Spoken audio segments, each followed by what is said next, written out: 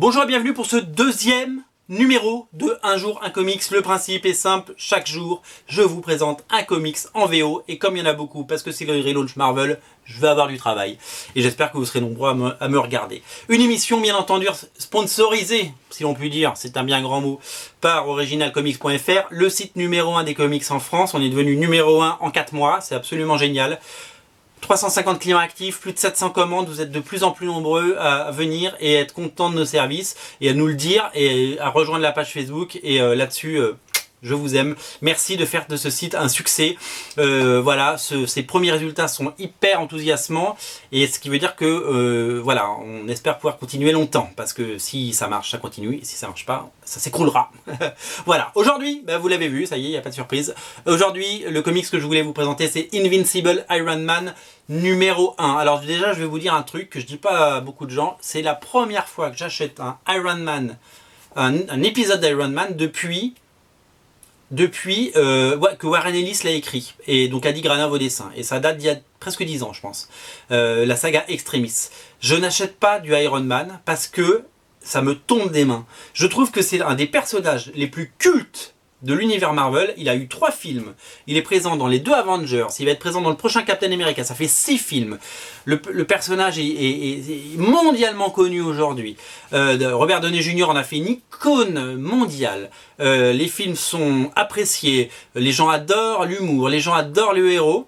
Le premier film a révolutionné, si vous voulez, le personnage, et depuis 10 ans, 20 ans, on se tape des trucs impossible à lire. La dernière série qui s'appelait Superior Iron Man était absolument illisible. Et il a eu des armures improbables, il a eu des équipes créatives qui n'étaient pas à la hauteur, si vous voulez, du personnage. L'époque Marvel Now était Kieron Gillen au scénario, Greg Land au dessin, ça n'allait pas du tout. Donc le personnage a souffert. Je ne comprends pas pourquoi Marvel l'a autant maltraité toutes ces années. C'est un grand mystère. Alors qu'ils auraient pu mettre des grands noms, non, ils ont préféré mettre des gens qui n'avaient rien à dire sur le personnage. Et finalement, on s'est retrouvé à avoir des bons films. Alors je sais que vous êtes beaucoup à ne pas avoir aimé le 3, moi je l'ai bien aimé. Mais dans les Avengers, il est parfait, le personnage est parfait. Et à côté, on avait un mauvais comics. Eh bien, c'est fini. Marvel a décidé de mettre les moyens sur Iron Man et enfin d'offrir à Iron Man la série qu'il mérite. Et ça, c'est une révolution parce que avec la popularité du personnage au cinéma, c'était bien dommage de ne pas avoir une série de qualité en kiosque. Alors, ils ont fait appel à des gens confirmés, tout simplement, à des gens de talent qui ont déjà travaillé ensemble en plus, parce que je vais vous les présenter. Il s'agit de Brian Michael Bendis, qu'on ne présente plus. Il a fait les Avengers, il a fait les Uncanny X-Men, il a fait Ultimate Spider-Man pendant des années. Et donc, il a fait appel à son compère de Ultimate Spider-Man, avec qui il avait fait la dernière série, qui s'appelle Dave Marquez, qui est un dessinateur qui a progressé à une vitesse incroyable. Il avait fait un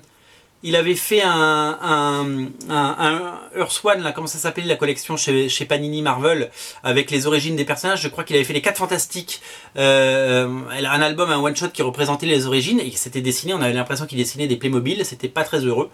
Et sur l'Ultimate Spider-Man, c'était beaucoup mieux, parce que quand il a commencé à faire les fill-ins de Sarah Pikeli, qu'après il a repris la série tout seul, là c'était vraiment du billard, c'était superbe. Et regardez la couverture, hop, couverture. Alors déjà la couverture sur ce numéro 1, c'est quasiment du carton. C'est un peu comme les Ultimates, si vous voulez, la première génération. Donc très bonne couverture, résistante et superbe. Et la couverture, elle est sur deux, c'est une wrap-around comme on dit, elle est sur 2 volets et ça c'est super chouette. Et le dessinateur est vraiment devenu très très bon. Et je trouve qu'aujourd'hui il a un talent fou et donc ça ne gâche rien. Et donc le Iron Man a enfin une série à la hauteur, si vous voulez, de sa notoriété, si vous voulez. Et donc je l'ai lu là. Alors c'est du pur Bendis, vous voyez, il y a beaucoup de texte, ça parle à la première personne, c'est très bien écrit, c'est très bien dialogué, c'est très bien ficelé, ça c'est du Bendis pur jus. Moi je suis très très fan de ce qu'il a fait sur Daredevil, je suis très fan de ce qu'il a fait sur Alias, je suis très très fan de cette écriture bendisienne. J'aime un peu moins ce qu'il a fait sur New Avengers par exemple, mais ça reste tout à fait correct, et sur les Avengers. Et là, on arrive sur une saga magnifiquement dessinée. C'est parfait si vous n'avez jamais lu de Iron Man. On me pose souvent la question de me dire, est-ce que j'ai envie de commencer à un moment, est-ce que je peux commencer avec ce numéro? La réponse est oui. La réponse est oui, parce que ce numéro, il est hyper friendly. C'est-à-dire que si vous avez vu les films Iron Man et les films Avengers et que vous avez envie de découvrir et de lire du Iron Man, eh bien le voici, le voilou. C'est vraiment par ça qu'il faut commencer, et Marvel a enfin eu raison de faire le ménage un petit peu dans son Iron Man, dépoussiérer Iron Man. Il nous présente vraiment une série, il faut regarder comme c'est bien dessiné, c'est magnifique, et les dialogues, ça se lit tout seul, c'est vraiment du bonheur. J'ai lu ça avec un plaisir fou. Je prends le même plaisir à lire ça que de Ultimate Spider-Man depuis des années, que je lis depuis des années. Alors, bah voilà, on voit Iron Man en action. Alors je vais pas aller trop loin dans l'épisode parce qu'il y a un énorme cliffhanger à la fin. Bleeding Cool pense que ça va casser internet en deux. C'est absolument génial la fin. Moi j'ai adoré la fin, j'ai qu'une hâte, c'est de lire l'épisode 2. L'épisode 2 sort ce mois-ci, épisode 3 en novembre, épisode 4 en décembre. La couverture de l'épisode 4 est absolument magnifique. C'est un épisode que vous trouverez bien entendu sur Original Comics. Les 4 numéros disponibles sont sur originalcomics.fr, et voilà, et c'est un site, comment dire, c'est un titre qu'on soutient. Je vous ai dit, je n'avais pas acheté de Iron Man depuis 10 ans, enfin j'en avais lu à droite à gauche comme ça, mais voilà, pour moi j'avais fait une croix sur ce personnage. À chaque fois que j'ai essayé d'en lire, ça me tombait des bras, et là enfin c'est devenu bien, et ça c'est approuvé. Boum, si on pouvait mettre un petit macaron, je le mettrais. C'est approuvé par Comics Place, c'est approuvé par Thomas Rivière, salut, c'est moi.